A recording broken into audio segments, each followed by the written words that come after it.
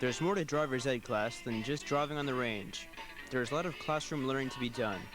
Today, for example, Mr. Signorelli gave a lecture on safety.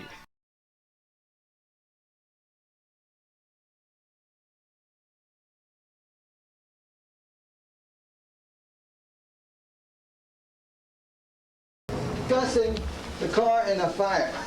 All right? Now let's get back to what we were talking about. You were talking, Anna. What were you saying before about car on fire? I'd rather not be buckled Speak up. in. I'd rather not be buckled In other words, if you know you're going to have an accident involves a fire, you'd rather be unbuckled during the time of the accident and because of the fire. in. Is there instances when you're not going to be able to get out, you're going to get out? The accident and when the fire started. Now, what do you say to that? Okay. It's just like, because a little while ago she said that if I die, I'd rather die unconscious. And that's what this film is all about. When I say all about, not all about, it's about wearing seatbelts, and they're going to show you a car going into the water. What the car looks like if it hits the water, and how much time the man has to get out of the car, right?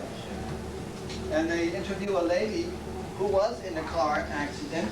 The car turned upside down and was on fire. Let's see what we can get out of the film. Oh, they did it more than 6½ miles. Now, those that set by a new challenge. A challenge, you might say, that was strictly for the birds. We talked to Coach Vila about his primary purpose on teaching driver's ed. Okay, your purpose is to move up so you don't get hit. Okay, we want to get the kids some driving experience before they get out on the street. Some kids, their parents, they're 13 or 14, and they get the keys to the cars and they let them drive out by themselves, and that's very dangerous for them and for us.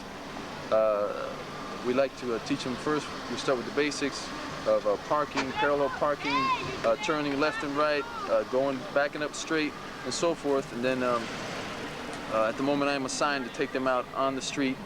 We take them through some of the back streets first before we take them to some heavier traffic and let them get used to the pressure. You know, a lot of kids, they go out there and they're really tight on the steering wheel, and they got to loosen up. And that's our main purpose, is to, by the time they finish here, they can get in the car and they can go out and drive with no pressure and be a good citizen out on the road and not endanger us other people.